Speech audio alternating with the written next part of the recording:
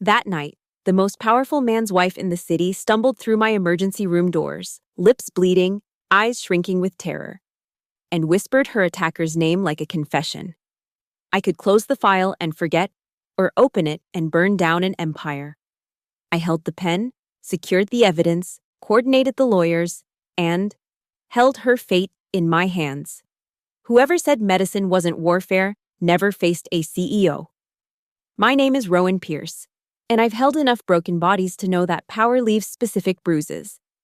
The rain hammered North Arbor General's windows like it was trying to wash away sins that hadn't been committed yet. 3 a.m. in the ER. And I was cataloging a drunk driver's lacerations when she walked in, or rather, was walked in, flanked by two men in suits that cost more than my monthly rent. Madeline Whitaker. Even without the designer clothes now torn at the shoulder, I'd have recognized her from the charity galas plastered across Gray Harbor's society pages. Wife of Graham Whitaker, CEO of Whitaker Stratagem Group, the kind of woman who usually entered hospitals through VIP wings, not stumbling through emergency doors with blood on her Hermes blouse. Private room, the taller suit said, not asked. Said. His hand moved to his wallet before I'd even looked up from my clipboard. She needs triage first. I kept my voice clinical, the tone I'd perfected over 5 years as a sane nurse, sexual assault nurse examiner, though tonight's exam would document a different kind of intimate violence. Mrs. Whitaker requires discretion. This from the woman who'd materialized beside them, sharp blazer, sharper eyes, Victoria Hale, WSG's chief legal counsel. I'd seen her on the news, usually standing behind Graham while he announced another acquisition. We can arrange for an external physician. No. The word came from Madeline herself, barely a whisper. Her left eye was swelling shut. Capillaries burst in a pattern I'd seen too many times. Defensive wounds on her forearms. Classic escalation markers. I activated protocol before Victoria could object. Mrs. Whitaker, I'm Nurse Pierce. I need to examine you. Gentlemen. Ma'am. Waiting room. The shorter suit, built like a brick wall with an earpiece, stepped forward. Cole Maddox, private security. We stay with Mrs. Whitaker. Not in my examination room. I'd already pressed the silent alarm. Security would be here in 90 seconds. Sane protocol requires privacy and chain of custody. Every second you argue compromises potential evidence. Victoria's smile could have frozen blood. Evidence? There's been a misunderstanding. Mrs. Whitaker fell down the stairs at home. We simply need... Not your first time. Madeline's words dropped like stones in still water. The bruising on her upper arm, older, yellowing at the edges. 10 days, maybe 12. I documented enough healing patterns to know. I locked eyes with her. Mrs. Whitaker, you have the right to a forensic examination. I'll photograph injuries, collect samples, preserve evidence, everything sealed, documented. Your choice what happens next. Graham will, Cole started. Mr. Whitaker isn't my patient. I guided Madeline toward exam room 4, the one with reinforced locks and no windows. Massachusetts law, Chapter 265, Section 13M. I'm mandated to preserve evidence of suspected domestic violence. You can wait outside or I can have security escort you out. In the exam room, Madeline sat on the paper-covered table like she was afraid she'd shatter it, or maybe afraid she'd already shattered. The vest, she said quietly as I prepared the camera. He grabbed the bulletproof vest from Cole's car, said if I was going to act like target practice. She didn't finish. I photographed everything. The radiating bruise where the vest's weight had been slammed against her ribs. Fingertip bruises on her throat, precisely placed over the carotid arteries. A monster who knew exactly how much pressure would terrorize without killing. There's a prenup, she whispered as I swabbed under her fingernails. Custody clause. My daughter Ivy. She's 7.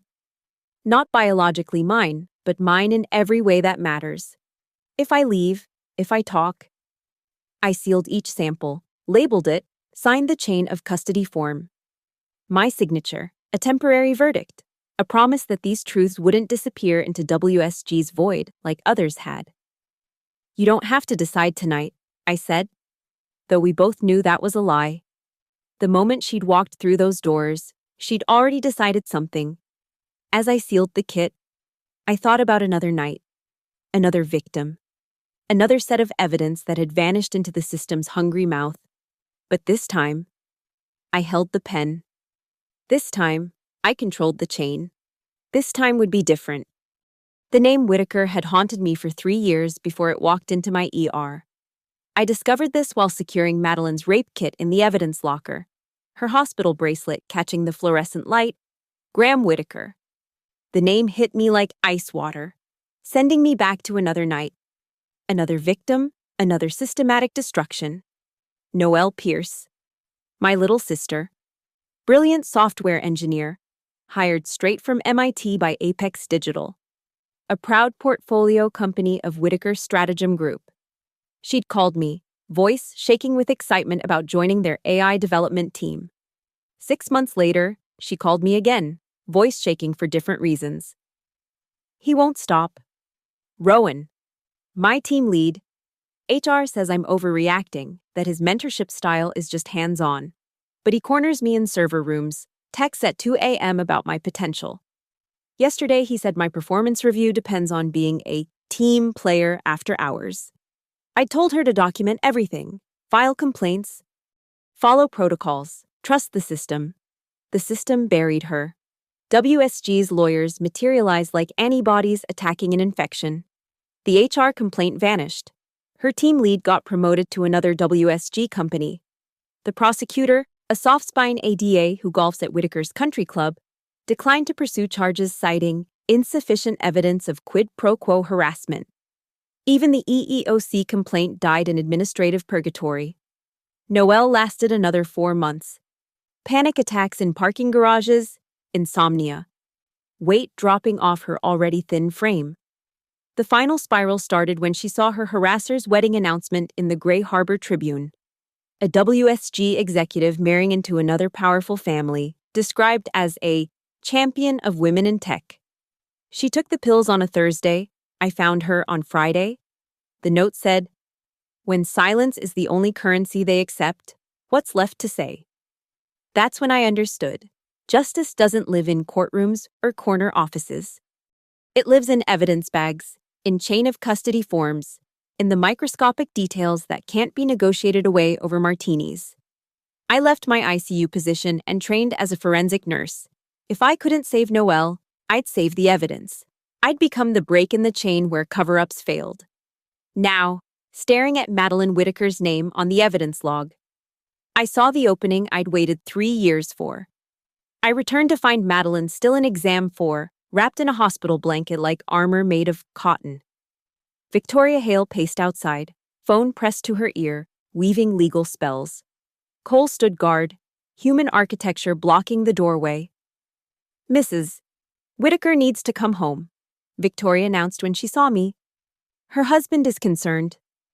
Her husband is the primary suspect in an assault investigation. Alleged and unsubstantiated. Mrs. Whitaker fell downstairs that left fingertip bruises on her throat." I held up the sealed evidence bag containing photographs. Stairs that grabbed her with a human grip pattern. Madeline looked up at me, and I saw Noelle's eyes. That moment when hope and fear collide. When you realize the system isn't broken but working exactly as designed. "There was a woman," Madeline said suddenly. "At Apex Digital, 3 years ago, Graham made her problem disappear. But I heard him on the phone, laughing about how thoroughly they'd destroyed her. Said she was weak, couldn't handle the real world." My hands stayed steady, but my pulse hammered. "Do you remember her name?" "Pierce, Noelle Pierce. Graham kept her photo in his blackmail files, the ones he thinks I don't know about. Insurance, he called it, in case her family ever tried to resurrect the case." The room tilted. Victoria's protest became white noise. Graham Whitaker hadn't just enabled Noelle's destruction, he'd orchestrated it, kept trophies. "I have copies," Madeline whispered, "of everything. Hidden where he'll never look. in Ivy's old nursery. Inside the toys he hasn't touched since his first wife died. Bank records, emails, the whole network of people he pays to make problems vanish. I knelt beside her, professional distance evaporating. Why now? Why speak up now? Because last week, I found a new folder in his files.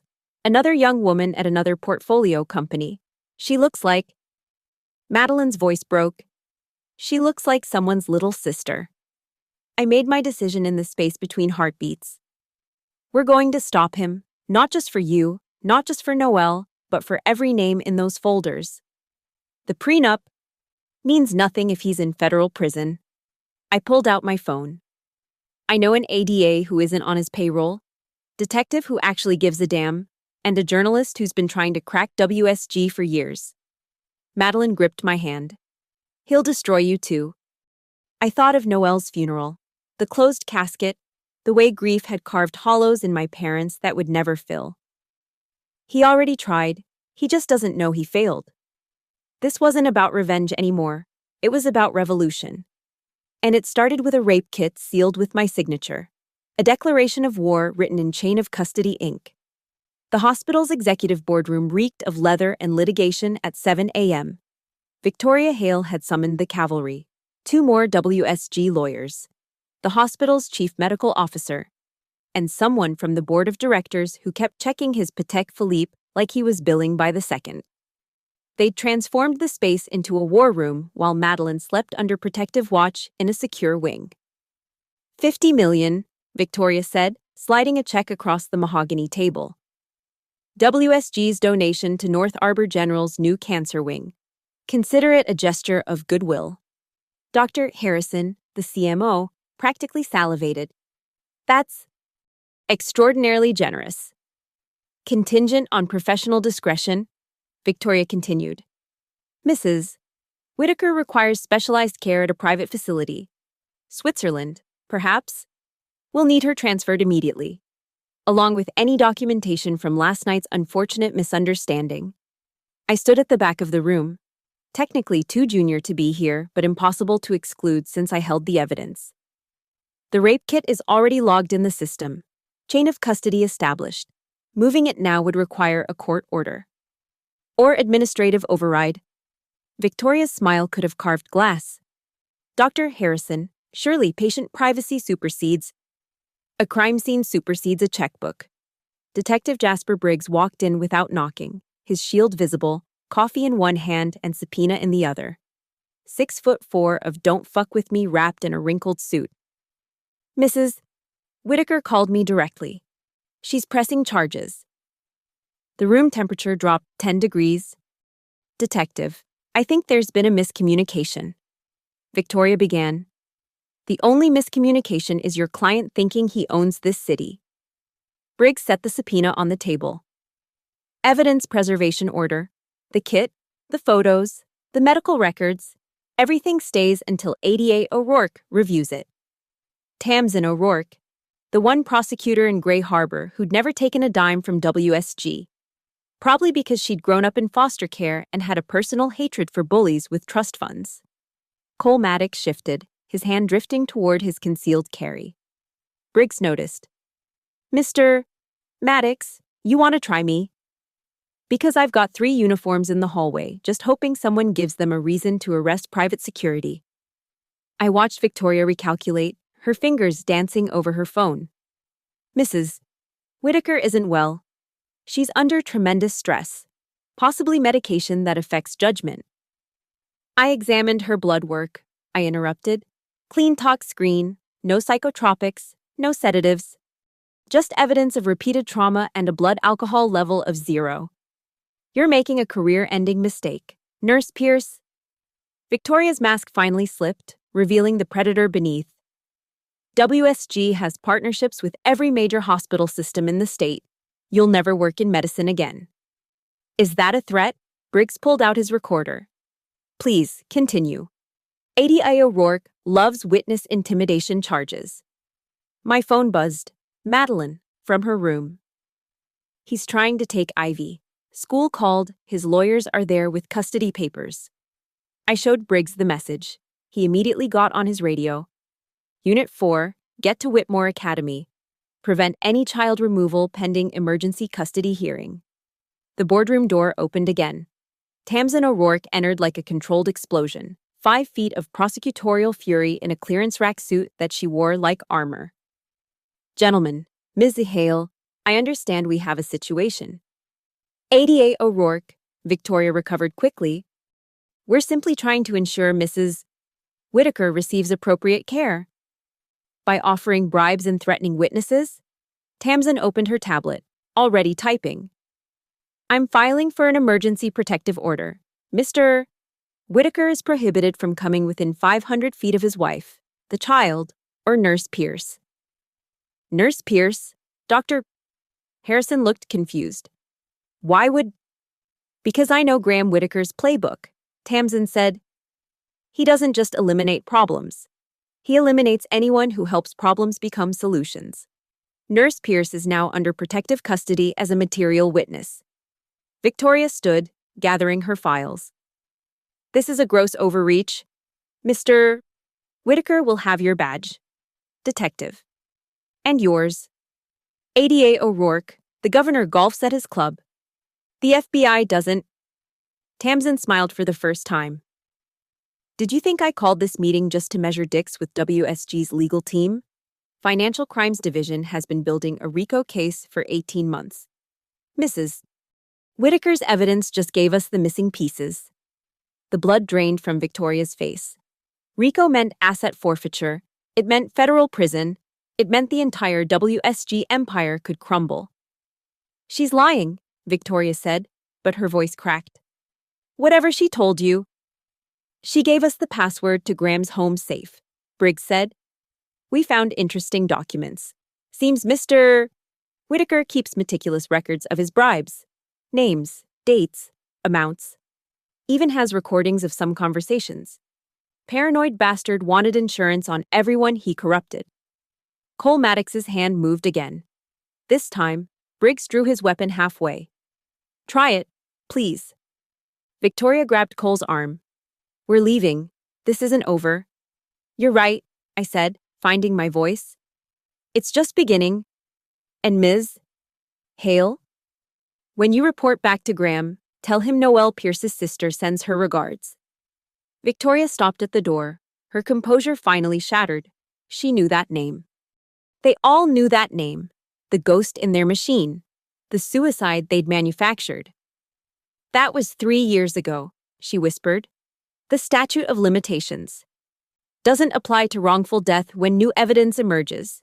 Tamsin said, especially when that evidence includes conspiracy to commit fraud, harassment, and intentional infliction of emotional distress leading to death. We're reopening Noelle Pierce's case. After they left, Briggs looked at me.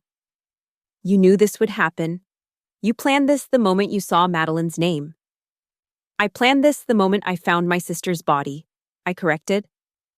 I just needed the right key to unlock the door. Tamsin's phone rang. She listened, then smiled grimly. Madeline's secure, Ivy's safe at the precinct, and the FBI just froze WSG's accounts pending investigation. The empire was starting to burn. And I was just getting started with the matches. The safe house smelled like fresh paint and old coffee, tucked in a forgotten corner of Gray Harbor where WSG's influence couldn't reach. Yet, Madeline sat with Ivy coloring at a scarred wooden table while I spread out the war map. Photos, timelines, legal documents. Detective Briggs worked his phone in the corner. ADA Tamsin reviewed depositions. And in the garage-turned-command center, Dante Cruz worked magic with Madeline's phone. Holy shit, Dante whispered, then louder. Holy shit. We rushed over. The 28-year-old data engineer looked like he'd seen a ghost made of code. 3 monitors displayed recovered text messages, deleted but not destroyed.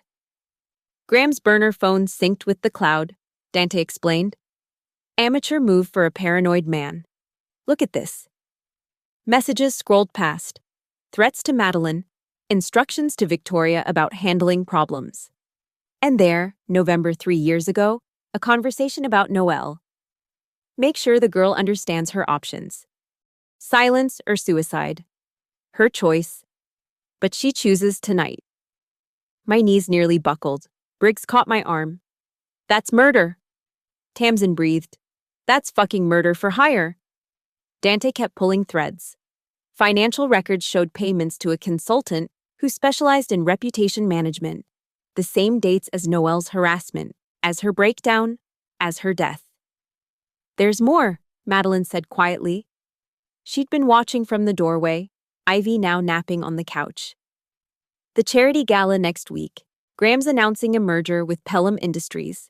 It'll double WSG's reach, make him untouchable. When? Tamsin asked. Friday, black tie, 500 guests, every judge and politician in the state. Lila Hart arrived like a hurricane in thrift store Prada, her press credentials jangling. The independent journalist had been chasing WSG for 2 years, always hitting walls. Tell me you have something concrete. My editor's getting cold feet about running allegations against Graham. I showed her the evidence. Her eyes widened with each document. This is it, she said. This is Watergate level, but I need corroboration. Other victims, other witnesses. I can get them, Madeline said. The wives. We have a WhatsApp group, Garden Club. It's how we warn each other which husbands are violent that week. 17 members, all married to WSG executives or partners. They'll never talk, Briggs said. Too much to lose. They will if I go first. Madeline pulled up the group chat. If I show them it's possible to survive leaving. Tamsin's phone rang. She answered, her face darkening. Graham's lawyers filed an emergency petition, claims Madeline's mentally unstable, danger to herself and Ivy. Hearings tomorrow morning. Judge Kellerman. Kellerman's in Graham's pocket. Briggs cursed. His wife's on 3 WSG boards. Then we need leverage by tomorrow, I said. Dante, can you trace the consultant payments? Find who actually pushed Noelle. Already on it. His fingers flew across keyboards. But I need more processing power. This encryption's military grade. I know someone, Lila said. Hacktivist Collective. They've been wanting a shot at WSG. While they worked, I sat with Madeline. She was reviewing the custody papers, hands shaking. Graham had adoption papers drawn up 2 years ago, she said. Never filed them. Keeping Ivy's legal status in limbo was another chain around my neck. We'll get her protected, I promised. You can't promise that. She looked at me with eyes that had seen too much. But you're trying. That's more than anyone's done before. Tamsin approached with a legal pad. I need you to write everything down. Every incident, every threat, every time you feared for your life. Date it. Sign it. If something happens... Nothing's happening to her, I interrupted. Rowan. Tamsin's voice was gentle but firm. Graham Whitaker has killed before. We're threatening his empire. We need contingencies. She was right. I helped Madeline document her trauma, each word a bullet we'd fire back at Graham. Halfway through, her phone buzzed. The Garden Club. It's Jennifer Morse, her husband's CFO at a WSG subsidiary. Madeline read the message aloud. She says she has recordings. Her husband discussing the Noelle situation with Graham. She's been holding them as insurance. Get her here, Briggs ordered. Now. Within hours, 3 more wives arrived, each carrying evidence, recordings, photos, documents, years of abuse, meticulously hidden, now flooding into the light. We call it the Underground Railroad, Jennifer explained, showing bruises her makeup couldn't quite hide. We help each other escape when it gets bad, but Madeline's the first to fight back. Dante's computer beeped. Got him, the consultant, Marcus Reed, former CIA psychological operations. Specialized in enhanced persuasion techniques, currently in federal custody for unrelated charges. He'll flip, Tamsin said immediately. Federal prisoners always flip for reduced sentences. My phone rang. Unknown number. I almost didn't answer, but something made me pick up. Miss Pierce? The voice was cultured, cold. Graham Whitaker. I believe we should talk about your sister. Meet me tonight, alone. Or tomorrow's custody hearing includes evidence that Madeline's been coached by a mentally unstable nurse with a vendetta. Your choice. The room went silent. Everyone stared at me. Record everything, Tamsin mouthed. Pier 47, Graham continued. Midnight. Come alone or Madeline loses Ivy forever. You have 6 hours to decide. He hung up. The trap was set. But what Graham didn't know was that we were setting one too. And his empire was about to learn what happened when you pushed the wrong woman's sister to her death. We're going to wire you, Briggs said. No, I said, looking at the evidence covering every surface. We're going to end this, all of it, tomorrow night at his gala. The revolution had found its battlefield. The necklace looked innocent enough, a vintage pearl choker from Madeline's collection, the kind of old money piece that would blend seamlessly at WSG's charity gala. The microphone's in the clasp, Dante explained, his hand steady as he worked with jeweler's tools. Battery in the pearl itself. 8 hours of recording. Uploads directly to our cloud server. Even if they confiscate it, we'll have everything. Tamsin reviewed the legal implications for the 4th time. Madeline, you cannot lead him into confession. No entrapment. Let him talk, respond naturally. But don't direct the conversation toward crimes. How do I get him to confess without asking? Madeline's voice was steel wrapped in silk. You don't, I said, applying concealer to the fading bruises on her throat. You be his wife. He'll do the rest. Men like Graham can't resist explaining their brilliance, especially when they think they've won. The custody hearing that morning had been a massacre. Judge Kellerman, surprise, surprise, had granted Graham temporary full custody pending psychological evaluation of Madeline. But Tamsin had played it smart, getting a 48-hour stay for appeal. Just enough time for the gala. The judge's wife will be there, Jennifer Morse said, reviewing the guest list. Patricia Kellerman, she's been coming to Garden Club meetings for 6 months. Her husband doesn't know. Perfect, Lila said, typing rapidly. I'll have my photographer there as freelance society coverage. Every interaction documented. Briggs studied the building blueprints. Security will be tight. Cole Maddox runs Graham's personal detail, plus hired security at all entrances. I can get you in, Jennifer offered. My husband always brings 2 cars, one for show, one for quick exits. I'll leave the second one unlocked in the underground garage. I'm going too, I said. Absolutely not. Briggs and Tamsin said simultaneously. I'm Madeline's medical support, I argued. She's recovering from trauma. Having a nurse present isn't suspicious. It's prudent. Madeline grabbed my hand. I need her there. Graham knows about Rowan now. If she's not there, he'll know something's wrong. The room fell silent. Finally. Tamsin nodded. Fine. But you stay with the surveillance team. That was the plan. Plans, however, rarely survive contact with Graham Whitaker. The afternoon before the gala, Victoria Hale arrived at the safe house with an olive branch wrapped in thorns. Mediation, she said, flanked by 2 security guards, but notably not Cole. Mr. Whitaker is willing to discuss terms. Terms for what? Tamsin asked. Mutual non-disclosure, generous divorce settlement, shared custody of Ivy. Everyone walks away intact. Intact? I stood, fury rising. Like Noelle walked away intact? Victoria's eye twitched, the first genuine emotion I'd seen from her. That was regrettable. Mr. Whitaker had no direct knowledge. Bullshit. Madeline pulled out her phone, played an audio file. Graham's voice, clear as crystal. Make sure the Pierce girl chooses tonight. Victoria went pale. Where did you? Insurance, Madeline said. I've been recording him for 2 years. Every threat, every confession, every drunken boast about destroying people. Those recordings are marital privilege. Not when they document ongoing crimes. Tamsin interrupted. Not when they include conspiracy to commit murder. Victoria gathered her composure like armor.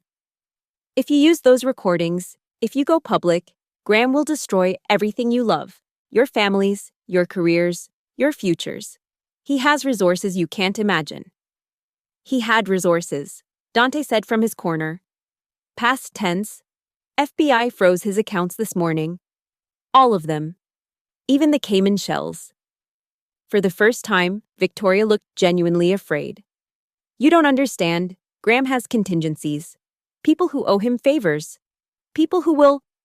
Who will what? Briggs stepped forward. Commit more crimes for a man facing federal charges. Your ship is sinking, counselor. Question is whether you go down with it. Victoria straightened her jacket. The offer stands until tomorrow night. After that? She looked directly at me. Your sister wasn't the first person to underestimate Graham. She won't be the last. After she left, we made final preparations. The necklace tested perfectly. Dante had backup systems for backup systems. The other wives were ready to corroborate everything. There's one more thing, Madeline said as we prepared the dress she'd wear. Graham always makes his biggest deals in his private study during galas. 3rd floor, soundproofed. That's where he'll want to talk to me. Then that's where we get him, I said. Tamsin shook her head. Too dangerous. If he gets you alone. He won't touch me at his own gala, Madeline said. Too many witnesses. But he'll threaten me. He'll explain exactly what he plans to do to me, to Ivy, to all of you. He always explains his cruelties in detail before he commits them. It's his foreplay. I helped her into the dress, midnight blue, high neck to hide the bruises, long sleeves to cover the defensive wounds.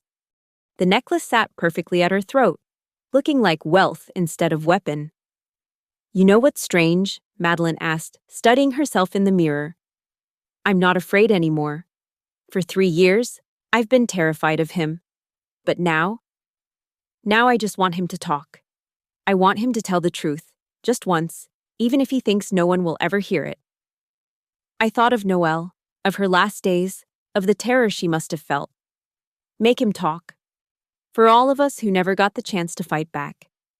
Madeline touched the necklace. Every word, I promise. Tomorrow night, Graham Whitaker would host his last gala. He just didn't know it yet. Whitaker Hall's glass atrium glittered like a jewel box full of lies.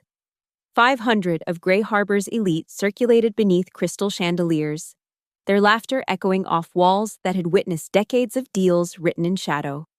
I stood at the surveillance station we'd hidden in a maintenance room, watching feeds from Dante's cameras while Madeline worked the room below. Target acquired, Dante murmured. Graham Whitaker held court near the main stage, presidential in his tuxedo, accepting congratulations for the Pelham merger that would expand his empire by billions. Madeline approached slowly, the blue dress moving like water, the pearl necklace recording every word. Graham's expression when he saw her was pure possession, rage masked as relief. Darling, his voice came through crystal clear. I was worried you wouldn't come. Where else would I be? Madeline's performance was flawless. It's our night. Through my earpiece, Briggs coordinated positions. Jennifer Morse is in the southeast corner. Patricia Kellerman just arrived. Lila's photographer is getting everything. 20 minutes in, Graham guided Madeline toward his private elevator. My blood chilled. Study? Madeline asked, loud enough for the mic. We need to discuss your recent confusion, Graham replied. Privately. They disappeared into the elevator. I started moving before Tamsin could stop me, taking the service stairs 3 at a time. The plan was unraveling, but maybe that was exactly what we needed. In the study, Graham's voice carried through the door I'd cracked open. Did you really think I wouldn't know? The Wire, the FBI, your pathetic nurse friend. I don't know what, the slap echoed like a gunshot. I nearly burst in, but Madeline kept talking, steady as steel. Feel better? Victoria found your little garden club, Graham continued. 17 wives comparing notes. You've infected them with your weakness. Or maybe you infected us with your violence. Graham laughed, the sound of a predator amused by prey. Violence? I've never touched you without cause.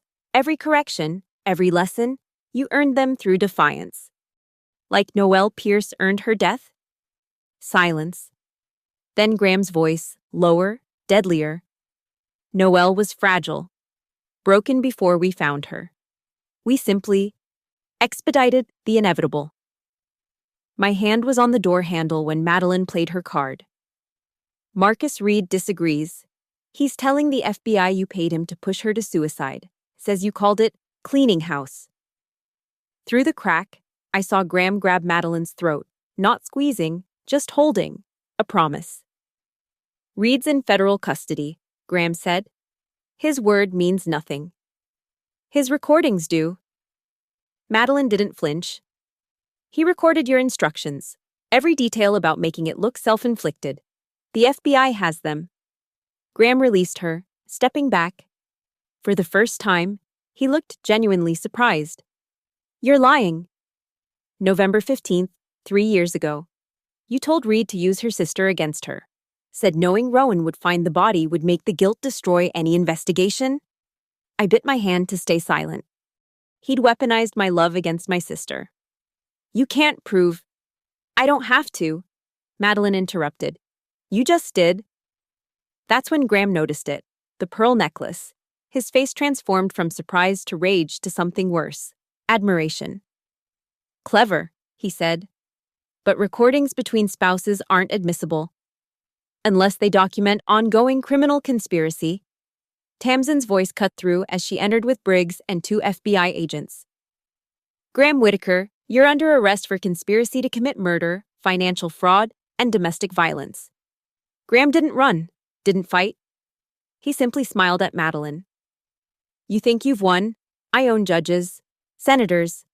The governor's career exists because I funded it. This arrest is theater. Maybe, I said, stepping into view. But theater plays to an audience. His smile faltered as he looked past us, through the study's glass wall. Below, the gala had stopped.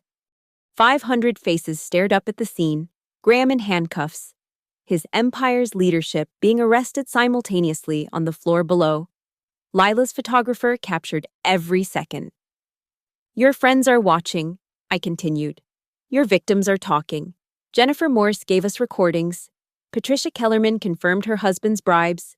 17 wives, Graham, all talking, all free. But the killing blow came from Madeline. Ivy's safe. The custody order's reversed. She'll grow up knowing her mother stood up to a monster. Graham lunged at her, but Briggs was faster, taking him down hard. As they dragged him out, Graham screamed the truth he'd hidden behind power. I made you, all of you. Without me, you're nothing.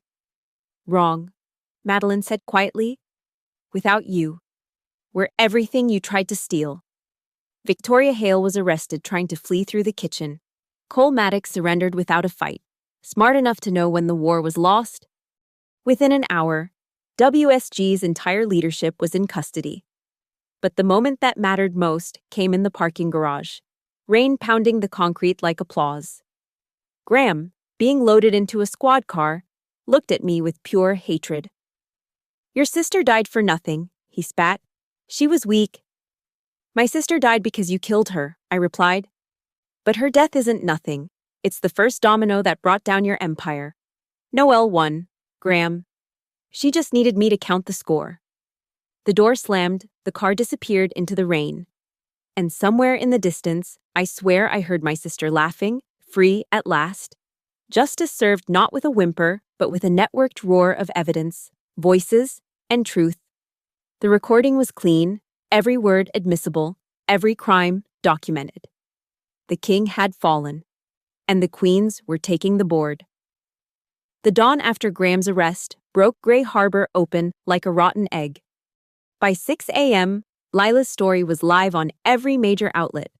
The Whitaker Empire, a dynasty built on bones.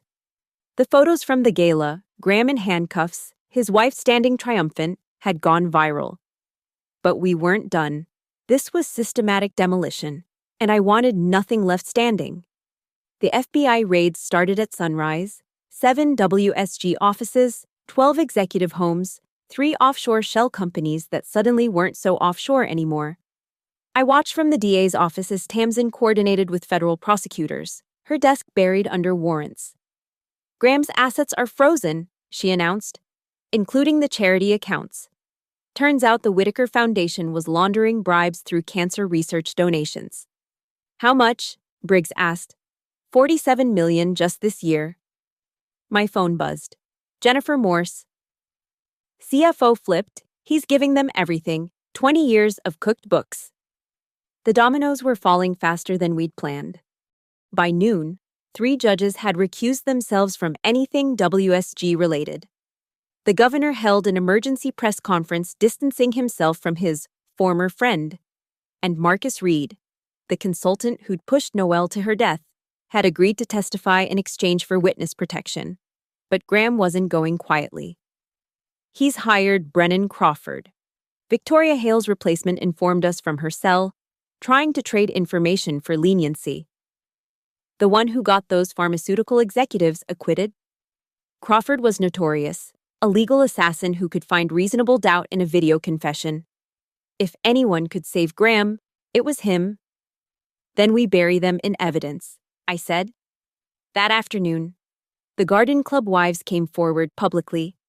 17 women, standing together at a press conference Madeline had organized, each one telling their story, showing their scars, naming their husband's crimes. The world watched WSG's entire leadership exposed as a network of abusers. Patricia Kellerman took the podium last. My husband took bribes to rule in WSG's favor 37 times. I have the receipts, every dinner, every golf trip, every gift to our grandchildren's college funds. I'm filing for divorce and turning state's evidence. Judge Kellerman was arrested within the hour. But the real breakthrough came from Dante's digital excavation. Found Graham's insurance files, he called Voice Electric with excitement. He didn't just keep dirt on enemies, he kept it on allies, mutually assured destruction. Except now only, he's destroyed. The files were a prosecutor's wet dream. Senators taking bribes, police commissioners burying investigations, even a Supreme Court justice's son getting a WSG job after daddy ruled in their favor. Graham had documented every crime, thinking it made him untouchable. Instead, it made him radioactive. By evening, WSG's stock had crashed 78%, trading suspended, board members fleeing the country. The Pelham merger dead. An empire built over 30 years collapsed in 30 hours. I stood in Madeline's temporary apartment, helping her pack for the safe house where Ivy waited. She'd aged years in days, but somehow looked younger. Fear finally lifted from her shoulders. Graham called from jail, she said quietly. One phone call, and he used it to threaten me. What did he say? That I'd destroyed Ivy's future, that no one would want Graham Whitaker's daughter. I thought of Noelle, of all the daughters Graham had destroyed. Ivy isn't his daughter. She's yours. She'll grow up knowing her mother brought down a monster. Madeline nodded, then handed me an envelope. This came for you. Inside was a single sheet of paper in Graham's handwriting. Your sister begged at the end. Thought you should know. My hands shook. Rage, white hot and pure, flooded through me. But then Tamsin called. Reed just gave us everything, she said. Including recordings of the night Noelle died. Graham was wrong. Rowan, your sister didn't beg. Her last words were, my sister will end you. She knew you'd come for him. I sank into a chair, tears finally coming. Noelle had believed in me. Even at the end, even in her darkest moment, she'd known I'd finish this. There's more, Tamsin continued. The federal prosecutor wants to add a terrorism charge, the systematic targeting of women in tech companies to suppress innovation and maintain market control. It's a reach, but with the evidence we have, do it, I said. Charge him with everything. Let him die in prison, knowing that the women he tried to destroy were the ones who destroyed him. That night, Gray Harbor's skyline looked different. The WSG tower dark, seized by federal agents. The Whitaker name being chiseled off buildings, stripped from scholarships, erased from the city Graham thought he owned. But in a small apartment across town, 17 women raised glasses of wine in a video call, their garden club finally celebrating something worth toasting. In a safe house, a little girl named Ivy painted pictures without flinching at footsteps. And in the DA's office, a small army of prosecutors built cases that would reverberate through every industry WSG had touched. The revolution wasn't just winning, it was complete annihilation. Tomorrow, Graham would be arraigned on 47 federal charges. His empire would be carved up and sold to pay restitution to victims. His name would become synonymous with the fall of toxic power. But tonight, I sat with Madeline's recorded testimony playing softly. Every word she'd gotten Graham to confess. Every admission of guilt. Every threat that had become evidence. The pearl necklace sat on the table between us, its hidden microphone finally silent. Justice, served cold and thorough. With a chain of custody no lawyer could break. The rain hammered Whitaker Hall's underground parking garage like Judgment Day arriving 3 months late.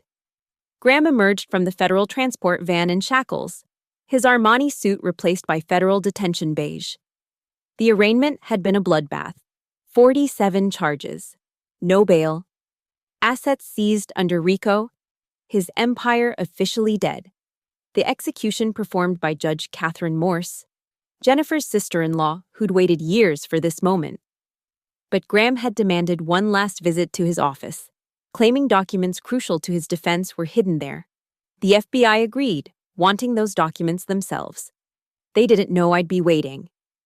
Nurse Pierce. Graham's voice held none of its old power, just venom distilled to essence. Come to gloat? Come to watch, I corrected, standing beside Detective Briggs as federal agents tore through Graham's sanctuary. Every trophy, every photo with politicians, every symbol of his reign, bagged and tagged as evidence. Victoria Hale shuffled past in her own chains, heading to a separate van. She'd gotten 15 years for conspiracy and obstruction. Cole Maddox, 10 for assault and intimidation. The entire C-suite of WSG, processed like an assembly line of justice. Your sister, Graham started. Got justice, I interrupted. Marcus Reed's testimony was beautiful.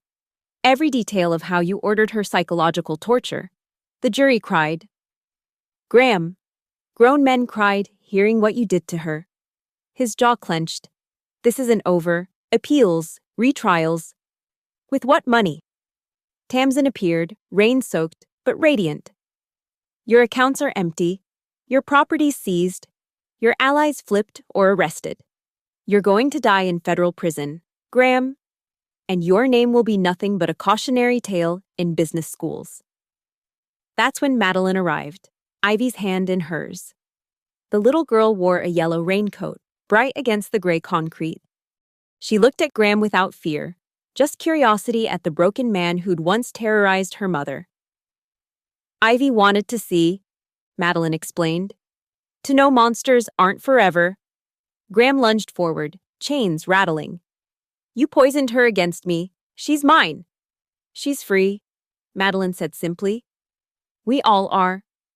The federal agents began loading Graham back into the van, but he turned one last time, looking directly at me. Your sister died crying. My sister died brave, I said, pulling out my phone. Playing the recording Reed had provided. Noelle's actual last words, not the lies Graham had spread. Her voice, clear and defiant. My sister Rowan will end you. She's stronger than you know. And Graham? You're already dead. You just don't know it yet. Graham's face crumbled. The last lie, his final weapon, disintegrated. As the van doors closed, Briggs's radio crackled. Transport ready. Federal Correctional Institution, Terre Haute, Supermax Wing. Yup, that's where they keep the terrorists. Tamsin noted with satisfaction. The van pulled away, taking Graham to his concrete tomb. No more glass offices, no more power lunches, no more wives to terrorize. Just a 6x8 cell and decades to remember how thoroughly he'd been destroyed by the women he'd underestimated. Lightning illuminated the scene, federal agents carrying boxes of evidence, news vans capturing the Empire's final moments, and our small group standing in the rain like survivors of a war we'd actually won. What now? Madeline asked. Now we rebuild, I said. The Noel Pierce Foundation for Workplace Abuse Survivors, funded by WSG's liquidated assets. The garden club goes public, Jennifer added, joining us. Support groups in every major city. And I go back to being a nurse, I said. But now when I seal evidence kits, I know they'll matter. The system isn't perfect, but we proved it can work when women stand together and refuse to be silenced. Ivy tugged on my scrubs. Was my daddy really a monster? I knelt down, meeting her eyes. He was sick, sweetheart. He hurt people because he thought being powerful meant being cruel. But look around. All these strong women proved him wrong. Real power is protecting others, not hurting them. She nodded solemnly, then smiled. Like superheroes? Exactly like superheroes. We walked out of that garage together. Madeline, Ivy, Jennifer, Tamsin, Briggs, and me. Behind us. The Whitaker name was already being removed from the building. By morning, it would be like Graham's empire never existed. Except for the justice it had birthed, the voices it had freed, the women who'd learned that together, they could topple titans. The rain stopped as we reached the street. Sunlight broke through the clouds, painting Gray Harbor gold. Somewhere, I knew Noelle was finally at peace. Her big sister had kept the promise to end the man who'd ended her. The recording devices were off. The evidence was sealed. The case was closed. And Graham Whitaker's conviction was just beginning. Life without parole. Exactly as long as the death sentence he'd given my sister. Justice, served at precisely the right temperature. Absolute zero. Thank you so much for listening to this story of justice and survival. I'd love to know where in the world you're listening from. Drop a comment below and let's connect. If this story resonated with you, please subscribe to the channel and share your thoughts. Your support helps these important narratives reach more people who need to hear them. Until next time, remember, your voice matters, your story matters, and together, we're stronger than those who try to silence us.